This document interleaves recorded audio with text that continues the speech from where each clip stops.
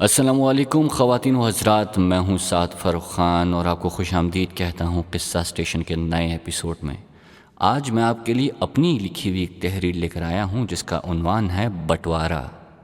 سماعت فرمائیے۔ اگست 1947 کی ایک رات تھی۔ میں بامبے میں نیو اوبرائے ہوٹل کے سامنے سے گزر رہا تھا۔ رات کے 2 بج رہے تھے۔ پورے ہندوستان میں آج ہوا بٹوارے کی تھی۔ میرے ایک ہاتھ میں وسکی تھی اور میں یہ سوچ رہا تھا کہ ہوں تو میں مسلمان، لیکن وسکی بھی پیتا ہوں تو میرے لیے پاکستان جانا ٹھیک رہے گا یا یہیں رہ جاؤں۔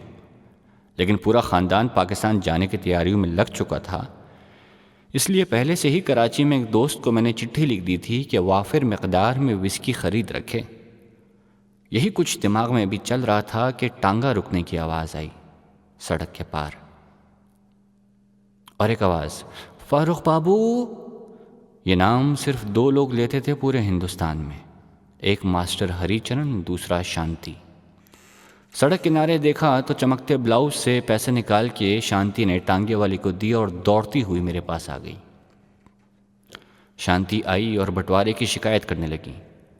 وہ پریشان تھی، اسے غصہ بھی تھا۔ میں نے اسے کہا بھی کہ بھائی آتا جاتا رہوں گا۔ اسے یقین تھا کہ اب ملاقات نہیں ہوگی۔ اس نے میرا ہاتھ پکڑا، پھر گلے لگی اور خوب روئی۔ پھر ہماری پہلی ملاقات یاد کرنے لگی جب رتنا بائی نے مجھے اس کے کمرے میں بھیجا تھا اور شانتی بالکل موڈ میں نہیں تھی۔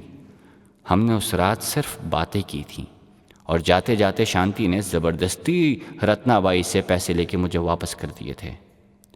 پہلی ملاقات میں ایک عجیب سا رشتہ بن گیا تھا۔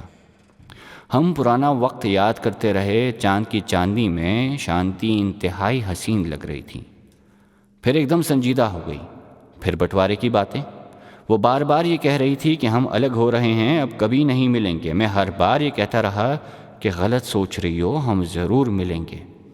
وہ اٹھ کھڑی ہوئی، مجھے بھی ہاتھ سے اٹھایا، کہنے لگی، سعد فاروق، ہم کو معلوم تھا ہمیں غلط سمے پہ صحیح انسان سے پریم ہو جائے گا، وہی ہو گیا، اور جب یہ ہو گیا تو اب بٹوارہ۔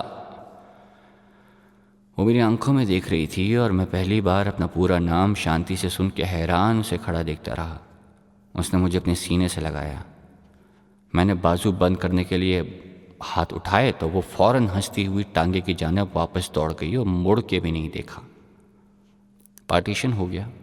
میں اپنے خاندان کے ساتھ پاکستان آ گیا۔ 6 مہینے بعد کراچی سمندر کنارے چل رہا تھا، رات کے 2 بج رہے تھے۔ شانتی یاد آ گئی۔ گھر گیا، چٹھی لکھی، پوسٹ کر دی۔ جواب رتنا بائی کا آیا، فاروق بابا، شانتی کا دیہانت ہو چکا ہے۔